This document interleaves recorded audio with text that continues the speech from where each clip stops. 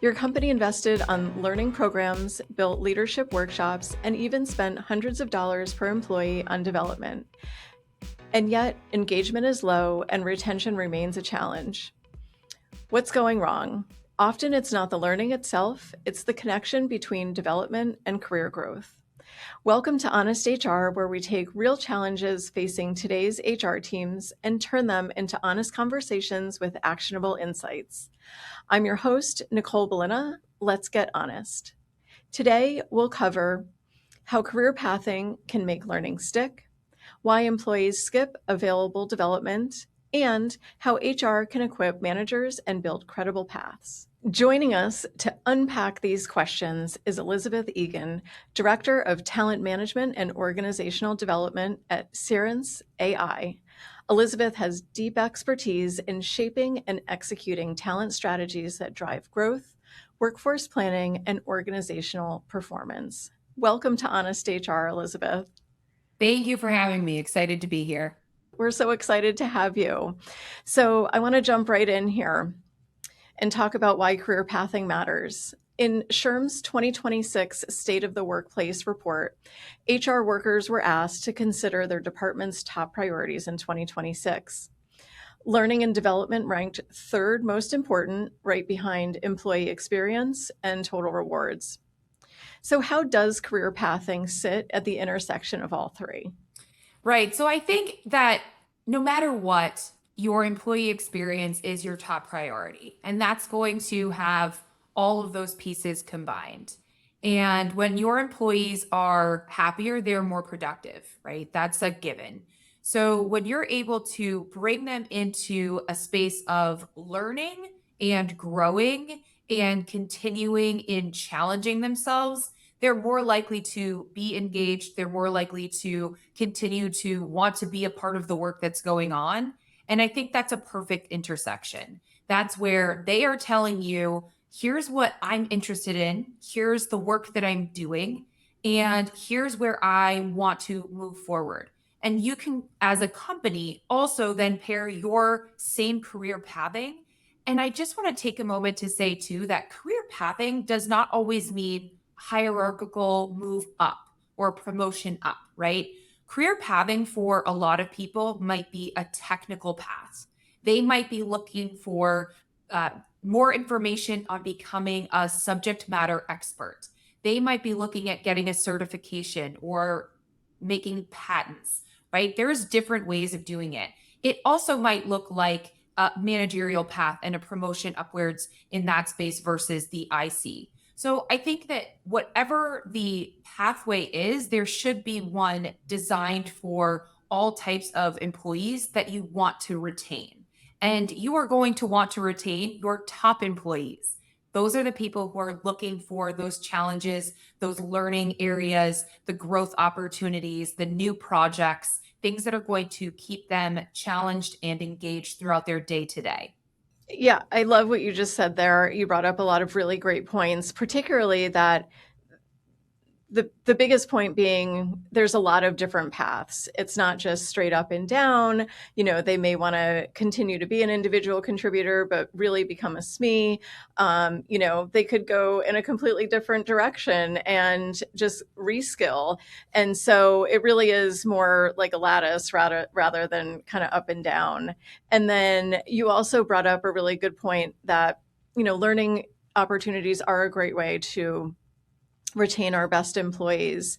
And so that brings me to my next question, which is many organizations may offer learning opportunities, but then they may still struggle with retention. And so, from your experience, what's missing when learning isn't clearly connected to career progression?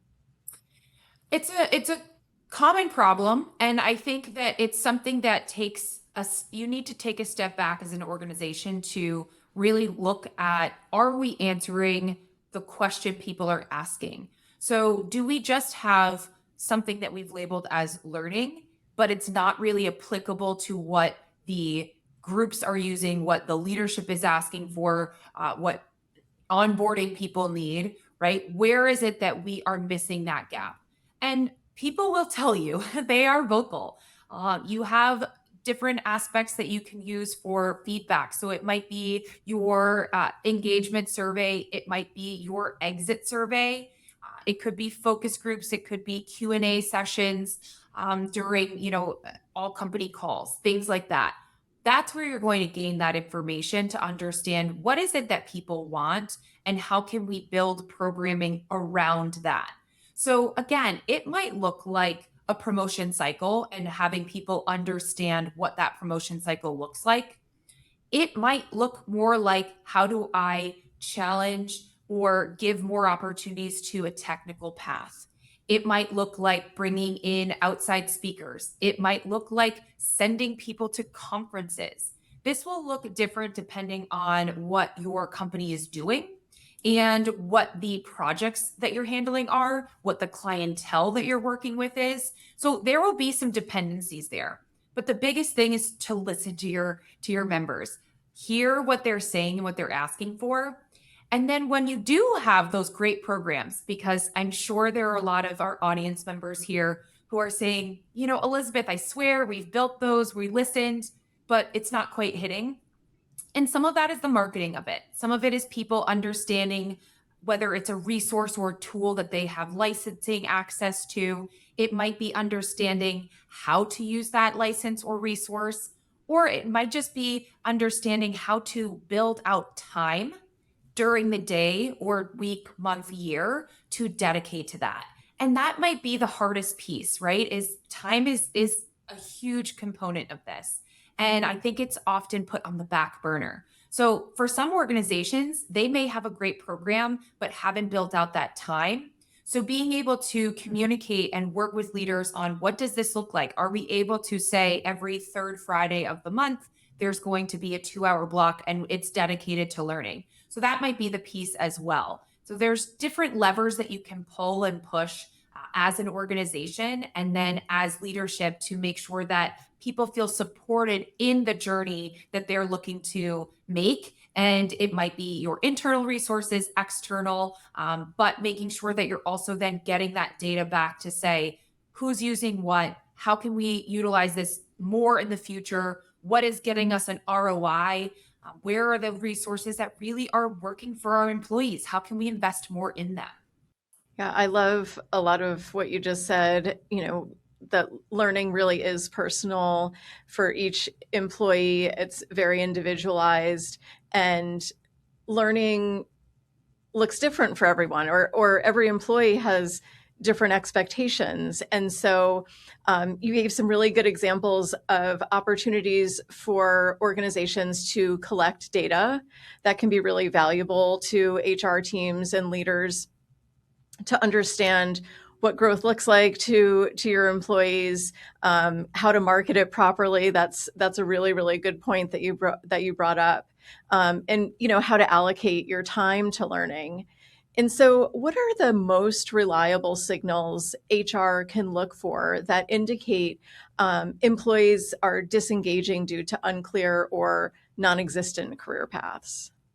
Great question. Yeah, I mean, I think the biggest thing is to listen. There's a lot of listening points. I mentioned a few of them. You have your engagement surveys. You have your Q&As during your all company calls. The big one too, and I hate to bring it up, but organizations see it. Your exit surveys. Where are people that are leaving going? What are they citing as their reason? They will tell you. People will tell you exactly what they're looking for and what they're leaving for. So I think it's great to make sure to listen to that data, look at it, and you can gain more information than just the fact of, oh, they ticked this reason as they're leaving, but more so, is it at a specific year? Are there a group of people that are every 3 years you're seeing people that are leaving because they're not growing? Is it a certain region? Is it a certain project line? Might be a certain leader or manager. Where are there areas that you can take that data to say, we need to address this pocket? And you can then be specific about it and be vocal. I think people really like the transparency to say, we heard you, we saw this information, and now we're moving forward in a tangible, accountable manner that we want to give you what you need. I mean, I think people respond really well to that.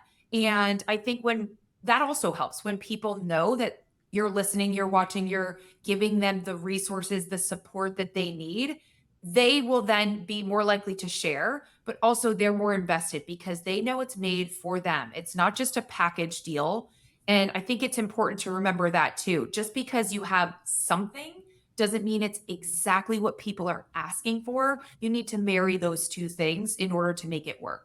Yeah, really good point. I mean, you may have someone who is very interested in going from, an engineer to, I don't know, a cartoonist, right? But if your organization doesn't have a need, or it doesn't align with your strategy, then perhaps, you have to redirect them towards a different learning path, Right. and manage their expectations. And so I want to talk about enabling career pathing. So even when employees are motivated to grow, many aren't sure what opportunities actually exist within the organization or what paths are possible. And so, you've already spoken a lot about transparency and marketing the learning opportunities the right way. And so, what roles should HR play in helping employees articulate their career goals? Sure. I think goal setting is your number one. It's having the conversations. If you're an organization that hasn't yet built out, typically it's going to be your Q1 sessions, you're setting your goals during that time. The organization should be very clear about what their goals are.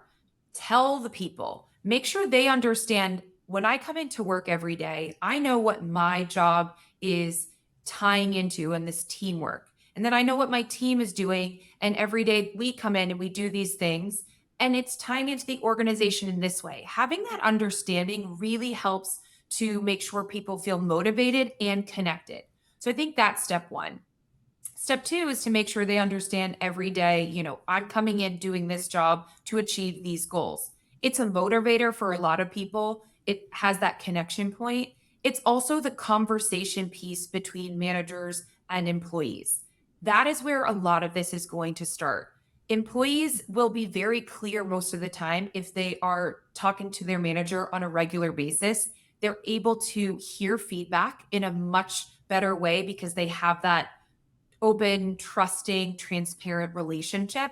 If you can build on that, that is going to be the key for a people manager. And so once you're able to have those conversations on a regular basis, you're able to then say, okay, where are my strengths? Let's build on them, of course.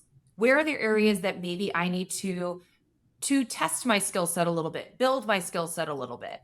And then you can start looking at what is outside of that for me. What are stretch areas? Where is something I'm interested in? And it may not be your day-to-day work. That's okay. In fact, I think that's a really good place for people to start.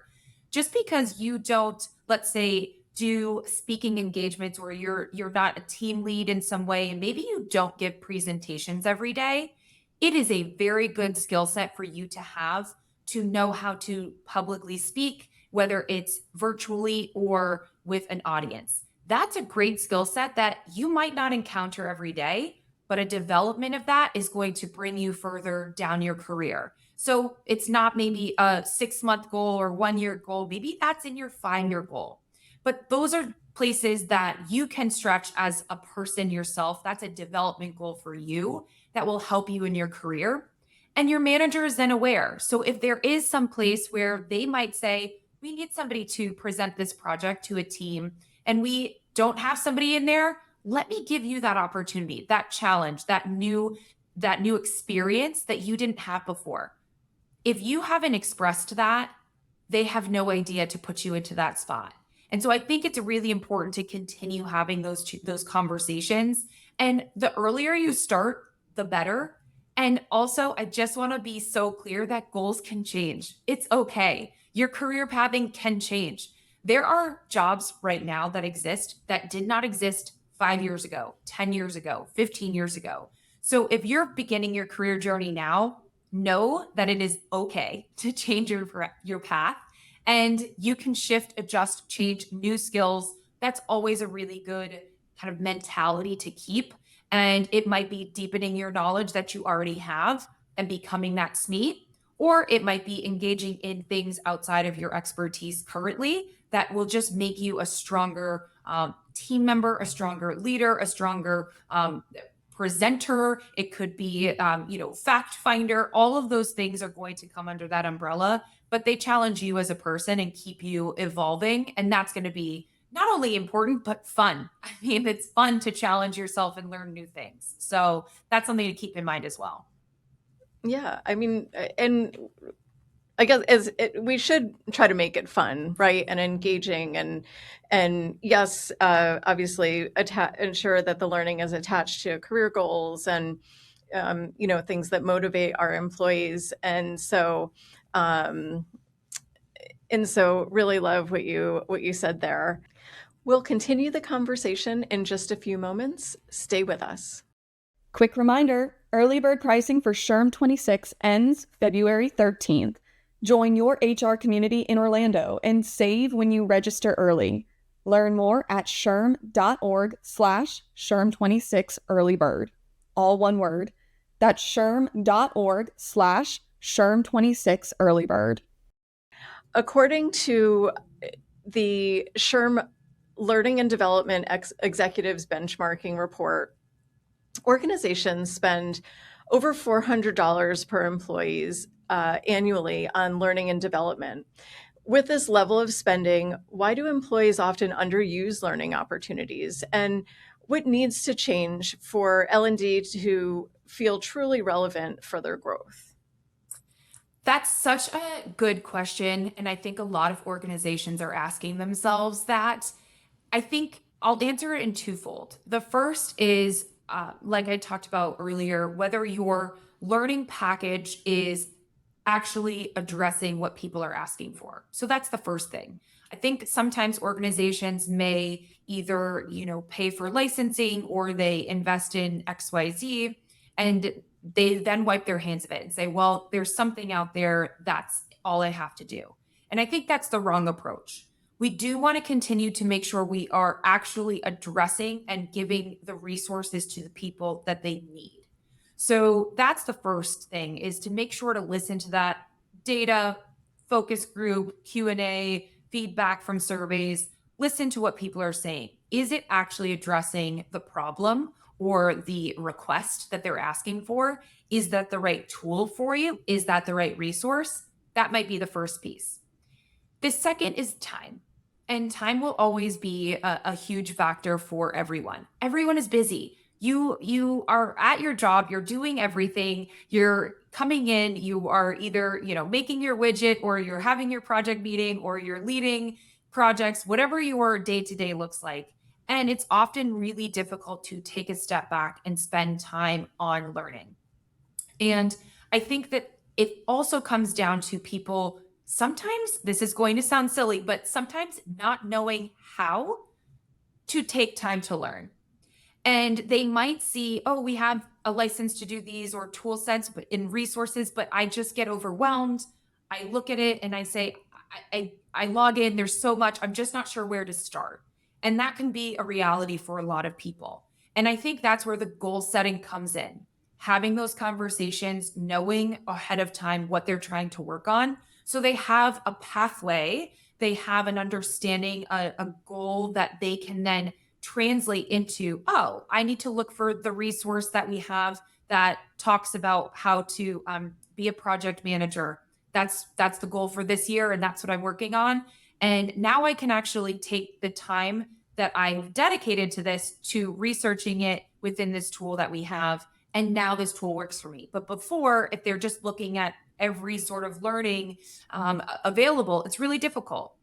And the other is, of course, again, if you have an organization that has the capability and has the culture to carve out learning time, I think from an organization standpoint, that can be a great tool. If not, leaders, managers, have that conversation with your team. That should be something that you are also driving forward. It helps you. We know this. It's statistically proven. So if you are a manager, even a lower level manager, maybe you have one or two people under you, have them dedicate one day a month where there's 2 hour block that they are going out and learning something new.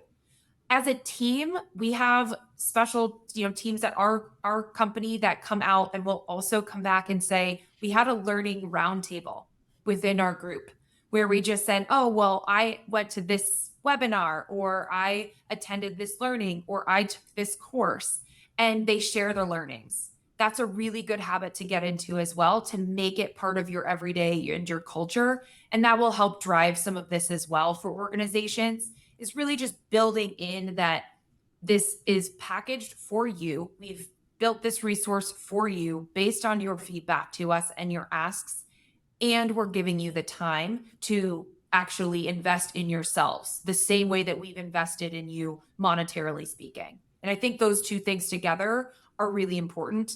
Without one, you're going to be a little lopsided. So it's helping balance that expectation from the company side and the person. Yeah, if organizations are going to invest in employees, then certainly, as you said, we have to give them permission to allocate the time. And it is interesting to see how often employees feel guilty about walking away from their day-to-day, or, they don't want to leave their coworker, for a couple of days. They're worried that they're going to add too much to their workload. And so,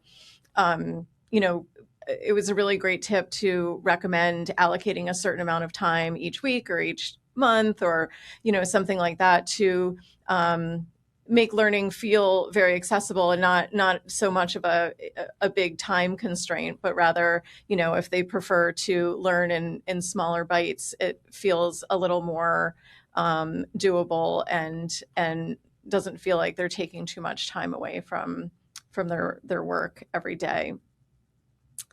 And so what foundational elements need to be in place before career pathing efforts can be credible and trusted by employees? Most of it will look like, are the efforts true to what people are looking for? Are they in line with the ask? Are they truly packaged for the people, or are they simply stamping something that says learning on it and pushed out and not really applicable to the work being done? I think people are very apt to know the difference. They know if something has been made for them, or if there was time dedicated to it, or if they have been consistently giving feedback on a tool set or a program that's been introduced that isn't working, and there's no changes there. It will become very clear. I think that this is, again, the important piece of looking at your data, hearing what people are saying, getting that feedback, understanding what works, what doesn't, but also marketing internally correctly to say, here's what we've heard, here's the change we made, this is the resource that we have available to you. And I think that's going to be important. And I do want to note, there's probably people out there who are saying, I try and we send out the emails and then people don't look at the emails. And that's true as well. And I think the more that you can make that a consistent part of your culture and your messaging, the more likely people will buy into it and understand it is something that is an investment in them. So the more you can tie that messaging together and really give it the understanding for each person that this is based on what they are asking for, then they're more likely to be engaged. And that takes time for some organizations. It takes understanding, it takes culture piece. And again, that's where you can have leaders and managers who also really assist in that, who are allowing for the people to take off time, as you mentioned, or push to say, yes, this is a conference you should be looking at, or half day for learning in these webinars, or taking a part of this program that maybe you step away for a week, whatever that might look like. And I think those are also going to be very big tools that you need, is having those leaders, managers, and even all the way up through executives who are backing this experience and understanding that it benefits overall. Yeah, and creating a culture of learning, right? Because that's essentially what you've kind of talked about here over the last few minutes. Is it does take time if it's not something that already exists in your organization. And I think that combination of identifying employees, hiring employees who are naturally smart and curious and, have this lifelong learning mindset. And so even if it's not something directly tied to what they're doing today, they're still interested in learning about public speaking or project management or something along those lines. And then, giving them permission to allocate the time to learn. Also, another great point. And then, of course, collecting the data and actually listening to the data to further the culture. I think is kind of that final point to keep that culture of learning going and thriving. And so I want to move on and talk about some common workplace scenarios. So we hear a lot of reoccurring challenges when it comes to career growth and development. And so I would love to read you a few scenarios where, that are common. And for each one, just give us a quick answer. What should HR do to change it? So our employees say they want growth, but don't have the capacity to sign up for training. What would your advice be? Don't have the capacity to sign up for training.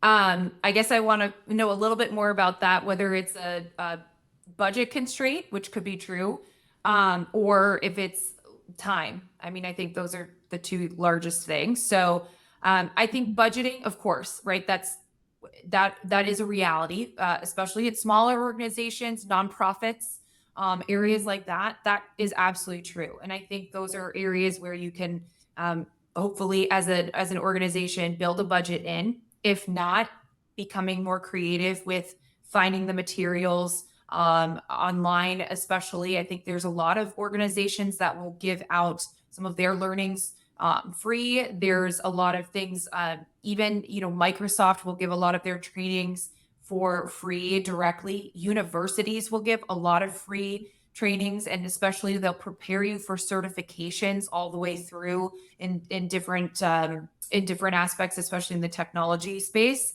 So I think there's areas there. And the other, if the other what piece would be time, that's going to be something a manager can certainly step in on and hopefully be a proponent of, or again, a culture piece that the organization can help change. And I think that's going to be a very important piece for not only HR, right? And I want to kind of separate those things. Just because L&D comes out of the HR space does not make it an HR thing. Learning and development is an individual thing for each person, but it is, for an organization, incredibly important. This should be important to executives, leaders, managers, employees. This should be important because it's your career. It is your development. It is your journey. And I would want to own it. I certainly own mine. I would want you to have that ownership. So putting the time and effort and energy into that is going to be your responsibility. And you should be the one to say, I want to own my own L&D. This is just the group that packages it up to help me a little bit with that. That's how it should be viewed. Yeah. And so what about managers who say they support development, but then they don't discuss career growth with employees? What's your recommendation there? Yeah, it's a tough spot. I think, for a lot of people, there might be an area where maybe they have a high performing person who wants to move up, and there's maybe not a position. We hear that a lot, and that's a reality. There's not always going to be what we call a business need for every position to have a promotion at all times. What you do want to do is put yourself in as best position as possible so that if something does open up, you are best suited for that role. You are best suited for that opportunity. And that doesn't always look like a straight line. And I want to be so clear about that. I have made moves in my career that are lateral, that are zigzag, that have crossed different areas. You might start in one area. I started in operations and finance and have moved over into the people space. And there are areas that you might build a skill set and it's transferable. Those are just as important. So I think having a manager who is having those conversations is, of course, going to help as much as possible. If you happen to have a manager who does not have those conversations, certainly try. If they're not putting them on the calendar, put them on the calendar yourself. You own your career. If not, find another mentor or leader who is more capable or comfortable having those conversations and discuss what that looks like. Your organization all probably has some sort of career pathing also on available in their intranet or, listed somewhere that they talk about. Make sure you're familiar with what it looks like, what you need to do to get to the next steps, and continue having those networking opportunities if you can, and hearing from people who maybe have gone down the path that you would like to go to. Connect with them. People are always happy to talk about their own experience. I promise you, they are thrilled if you email and say, "Hey, I saw that you have this career. I'm looking for that too. Can you tell me a little something?" They will help you out if you happen to have a manager who that's not their forte. Yeah, and you bring up a great point, which is learning is not always necessarily a formal activity, right? It might be through mentorship and conversation. Just building a connection with a coworker who has a path that you're interested in following. So looking ahead, how do you see employee expectations around career growth and development evolving over the next few years? So, we're asking you to get out your crystal ball, and what should HR leaders be thinking about now to stay ahead of the curve? Sure. I mean, I think technology is going to play a pretty big part, right? AI is always thrown around. It's our new buzzword. And I think that's going to be a tool. I think that people that use it as a tool and a resource are going to be far better off than the people who name it as a villain in their story. This is going to be something that can help you. It can help you take some things off your plate that maybe were manual before and allow you some of that time. So it might be, compiling reporting, maybe that it can take on some of that piece that you were doing before and allow you to learn some of the skills that you need to move into your next role or to have a piece into your, corporate puzzle that you didn't have before. So I think people who are going to understand how to utilize the upcoming technologies that come to them through their workplace or otherwise are going to be best set up for this. And I think the other is having that understanding again that it is your career. Nobody is going to do this for you except you. So stop waiting for people to come to you with the next golden opportunity. Start understanding where it is that you want to be and building the blocks to get there. And that can be a shorter term or a longer term situation. And, that might be within your organization. It might be outside of that. You have to be the one to make that call for yourself and understand, is this a place that can challenge me, that I want to grow with, that I enjoy the culture, people, leadership, the work that I'm doing every day? Those are only things that you can answer. And I think it's important for people to take a minute to step back and really assess that. And that's not often done. And it really should be a part of that kind of internal conversation of, what does this look like for me? Where do I want to be? What's the work I want to be doing? And now how do I use a learning path to get there and build that new skill set or strengthen the current set that I have right now? Yeah. Learning really starts with us and our own personal accountability. So thank you for pointing that out. Thank you, Elizabeth, for sharing your insights with us. You're welcome. This has been a great conversation. So that's going to do it for this week's episode of Honest HR, and we will catch you next time. Hello, friends. We hope this week's episode gave you the candid tips and insights you need to keep growing and thriving in your career.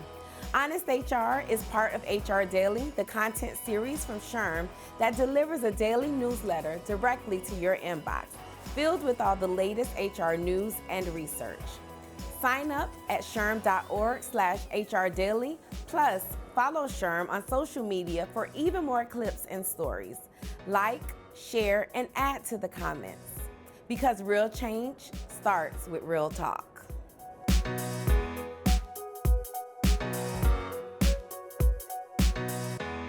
SHRM. This podcast is approved for 0.5 professional development credits, also known as PDCs, towards SHRM CP and SHRM SCP recertification. Enter the following PDC activity ID in your SHRM activity portal to log your credit. 272DX3C. Again, the PDC code is 272DX3C. This code expires March 1st, 2027.